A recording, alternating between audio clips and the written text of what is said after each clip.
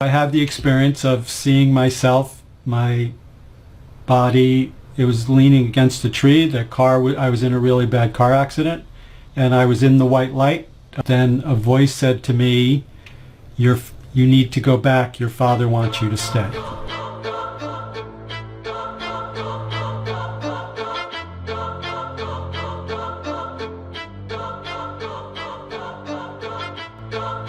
Hi, my name is AJ Parr. I'm a reporter, also an author, and I've published over 20 books in Amazon about spirituality. And right now I'm working on a new series about near-death experiences and the afterlife. So today I have a really interesting guest who precisely came here to talk about these topics. His name is Dr. Laurence Brock. He's from Keansburg, New Jersey, and he's got really interesting things to share with us today. Hi, Dr. Brock. Hi, thanks for having me on your show.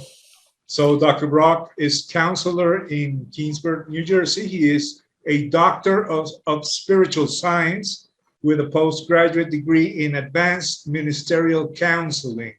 He had a near-death experience in 1976.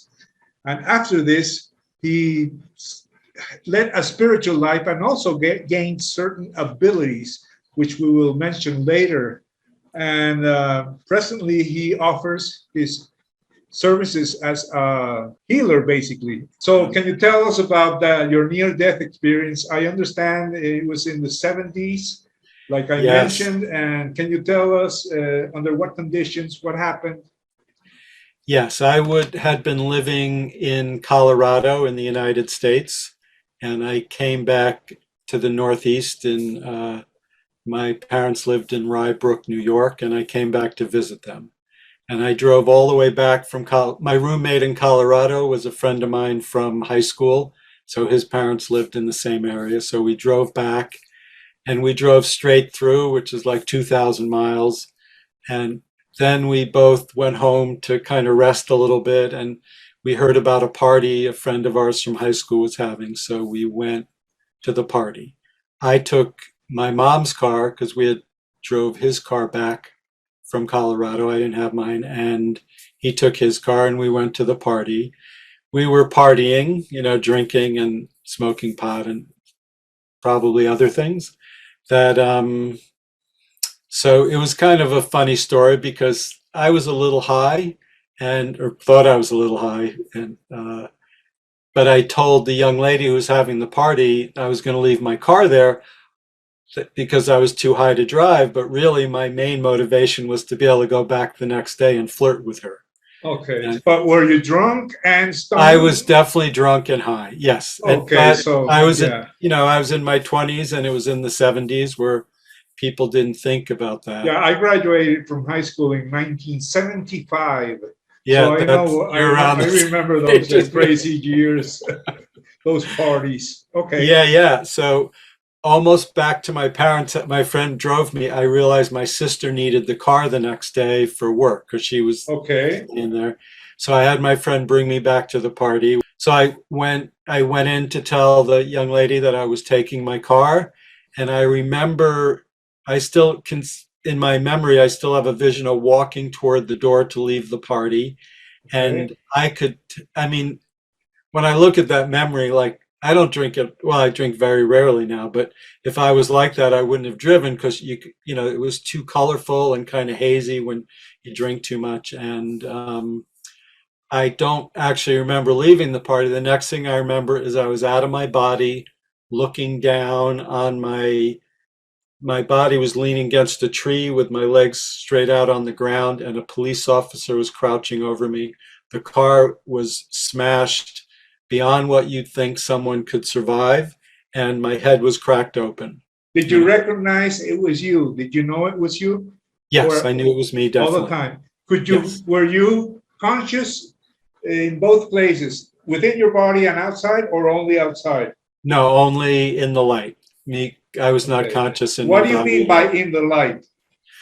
It was in this white light that was all around me, and it was all white light around me, down where my body was in the car. It was nighttime, so it was dark. So it was like a window or something in the light, or how could you see downside? I mean, Yeah, downwards. you ask these questions that require a human physical reference, and Of course. I just could. And even when I say that, I don't remember there being like a succinct line between the light and the dark.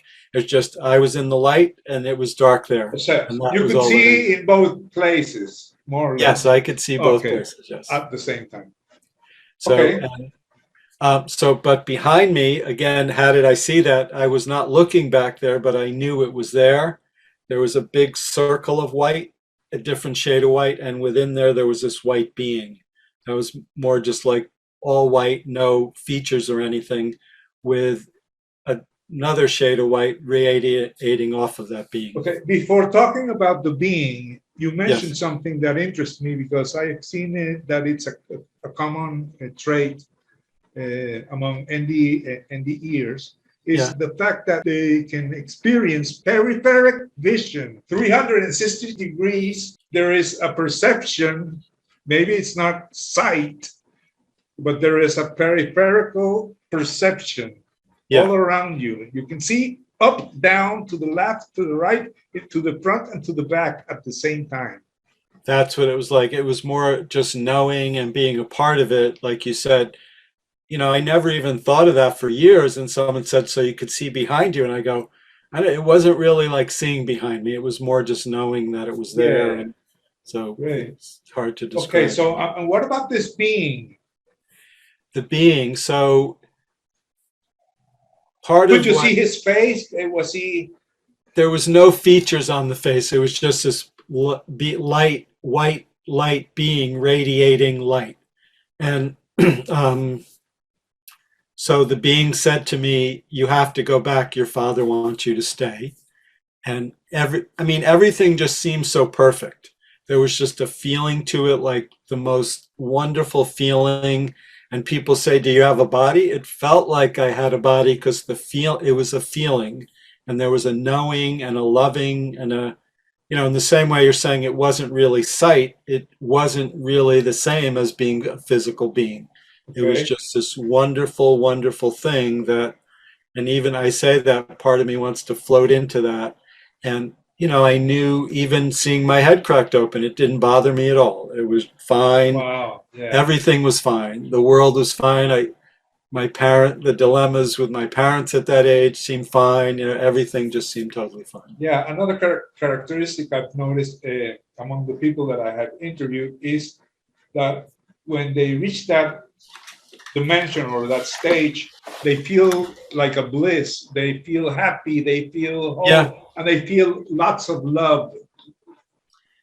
It was an incredible love. But so the way it wasn't, I wouldn't say it's really like bliss because that's almost too much. It was just so peaceful and so like people, there's part of describing it's like you knew everything, but that's not it because there was nothing to know. There's no question. It's just like you knew the answers without the question being there. So it was just like everything made so much sense. So the being behind me said, you have to go back. Your father wants you to stay. I knew without thinking or questioning, the father was God, not my physical father. And I went back into my body and then came 2-3 days later in the hospital.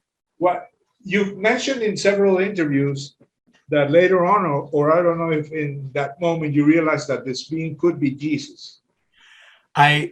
I did not have any mental understanding, not any, but I didn't know what to think of it. And it was in the 70s. There was no internet.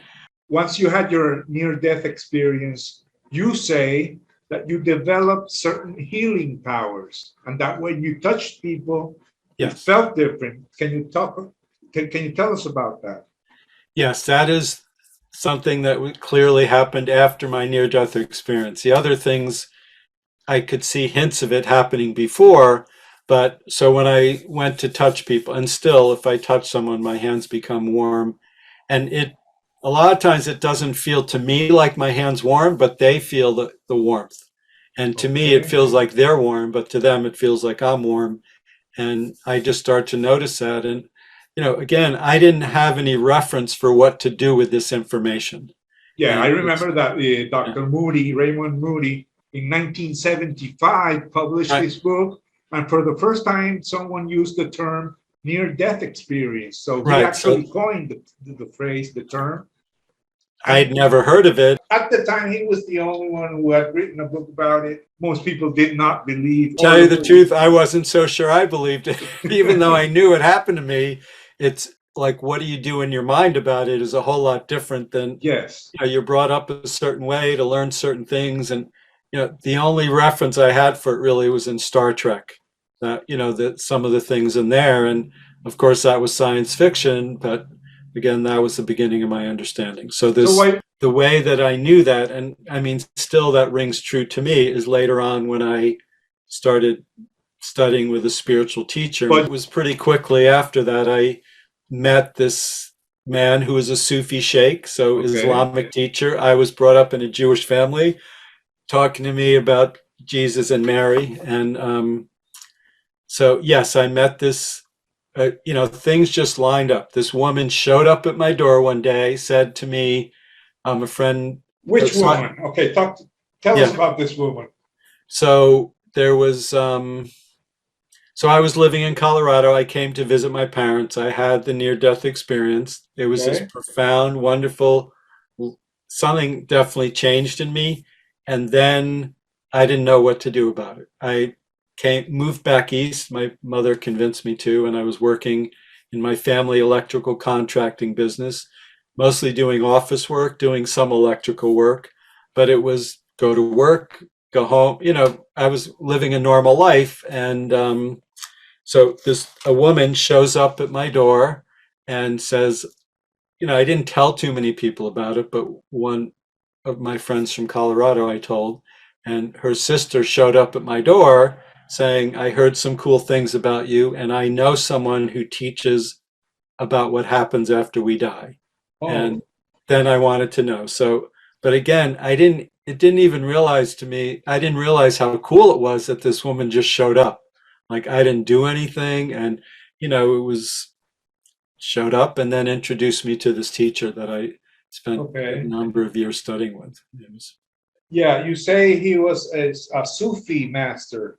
A Sufi, yes, a teacher in the Sufi tradition, yes. The Mevlevi dervishes that follow the teachings of Jalaluddin Rumi. Yeah, Rumi. That's interesting. So you learned from him a series of techniques, because I've seen several videos in your YouTube channel, and I recently saw one about your soul meditation. Yes. And it has certain techniques that, yes, I have associated with different traditions. And Rumi, he mixed several traditions too. Yeah, I mean, Rumi is so cool because he kind of transcends religion, even though he was kind of religious himself. And he's also considered master of the Sant Mat tradition. Yeah. Okay. I received the Sant Mat initiation like 20 or 30 years ago. Why do you think you developed healing powers, or how did that warmth you felt when you touched someone have something to do with your powers or with your healing? I mean, I started developing that, and how could you describe it? You touched someone and you could read what was going on with him, or did you sense something? Yes. Again, you're talking about things we know. So I did from the very beginning get hints of what was going on, but mostly what happened is people would start to feel better. And I had a few experiences, and again, my mind was not quite getting it. And so, but things happened that there were no denying. There was one with a hands-on thing, one where I prayed for someone and I felt something happen, and it was for a friend's father. And the next time I saw the guy, he said, I think something happened because his father got way better that day when I did it. Oh, wow. And so again, I don't know, I guess it's just part of my nature. Like I didn't even think how it was weird or anything. So something happened, this thing inside of me. And I just kept being drawn and meeting people and learning and studying. So I studied with maybe 5, 6, 7 people that I considered to be master healers that helped me develop my skills. The first one was at Shake, and he, Okay. he would say to me a lot, when I would ask him specific questions, he would say, "You don't need to know that." And so there's part of learning the spiritual things where you have to let go of the thinking. And when you're trying to pin it down to something, it can't be this amazing Right. infinite thing that's in the spirit. So he was really teaching me that. And that was one of the biggest things that happened during my near-death experience. Like, I'm on this journey, and it's like everything is, I need to learn about the spiritual aspect of it. So you think that your healing abilities are a direct consequence of your near-death experience? There's some of that. I mean, something shifted in me where I started attracting these people. The thing with the heat definitely happened. My intuition definitely increased. A lot of the things where my healing abilities really jumped a lot were from learning from other people. A big change happened then, yes. Okay. It's all sorts of different things people come to me for. So I would say usually there's some sort of pain, either emotionally or mentally or physically. Some people do come to me, they just want to do better. They're not in such bad shape. And sometimes people want to get a job. They come to me, they want to have a child, they want to do better in business, all of those things. Have you seen the changes you have produced? Yes, yeah, definitely. And sometimes things happen almost like instantly. Sometimes it takes more time, more sessions, Great. and yeah. So would you say that you're on a mission? I would say I am. Yes, I feel like I am on a mission. And would you say that when you heard that voice and the voice said, "Your father needs you," yeah. he needs you, he needed you to do this? Well, he said your father wants you to go to return or go. Wants you to stay. Actually, your father wants you to stay. This is why, because you're helping people.